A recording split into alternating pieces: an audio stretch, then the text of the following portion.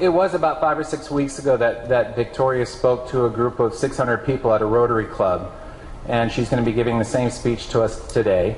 And I saw it, I think a week or so after it hit the web, it started going around, and so I quickly got on the phone and talked with her dad Zane and invited them here. And so we have a very special treat. So Victoria, come on up, do your thing.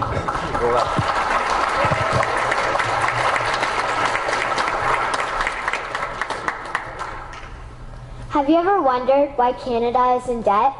Have you ever wondered why the government forces Canadians to pay so many taxes? Have you ever wondered why the bankers from the largest private banks are becoming wealthier and the rest of us are not? Have you ever wondered why the gross national debt is over $800 billion?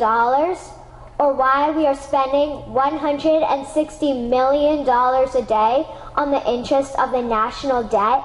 That's $60 billion a year. Have you ever wondered who receives the $60 billion? What I have discovered is the banks and the government have colluded to financially enslave the people of Canada. I will share with you 3 important points of reference, which will hopefully spark enough interest and concern for you to continue the research on your own and to engage your government to stop this criminal act against the people of Canada.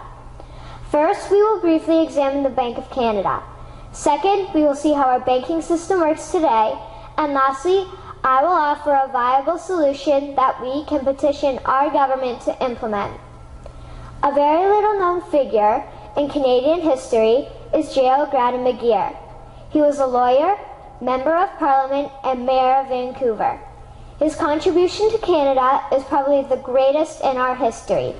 He championed the creation of the National Bank of Canada, whose sole purpose is to create and manage Canada's money. It was formed on July 3, 1934, and owned by all Canadians. Until the 1970s, because of the Bank of Canada, Canada's national debt was held at a constant, manageable level, until the government decided to implement what we now have as our modern-day banking system that is robbing the Canadian people. So how are they robbing us? Allow me to explain how our private banks and government work today. First, the Canadian government borrows money from the private banks. They then lend the debt-based money to Canada with compounded interest. The government then continues to increase taxation of Canadians year after year in order to pay back the interest on the exponentially growing national debt. What results is inflation, less real money for Canadians to spend into our economy, and the real money being used to pad the pockets of the banks. Also, the government gave the banks the ability to loan out money that doesn't exist in the form of loans.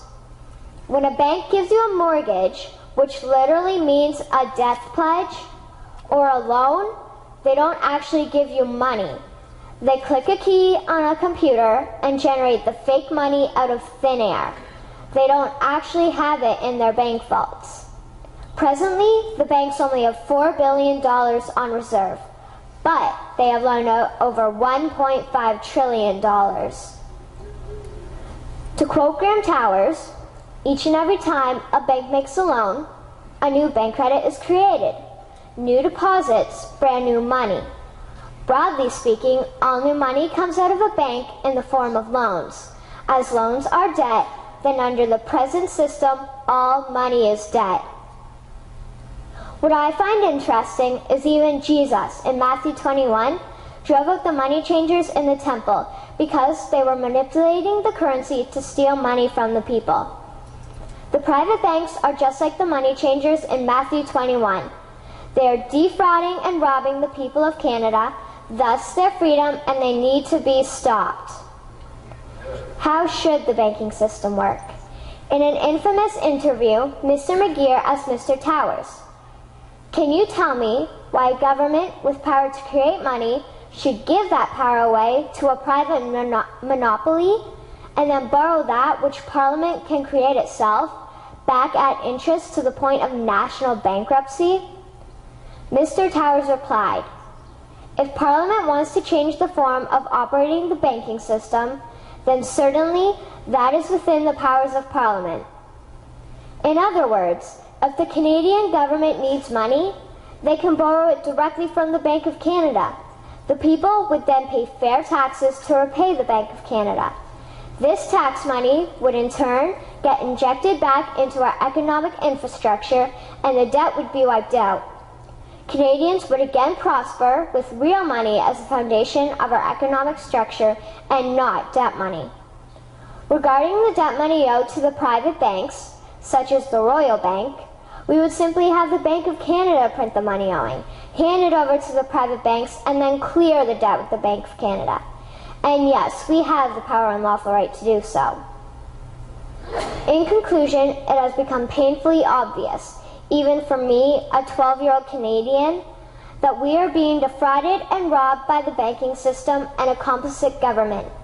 What will we do to stop this crime? What will we do to ensure that the next generation will live free and clear of the debt-based economy that enslaves them to the banks?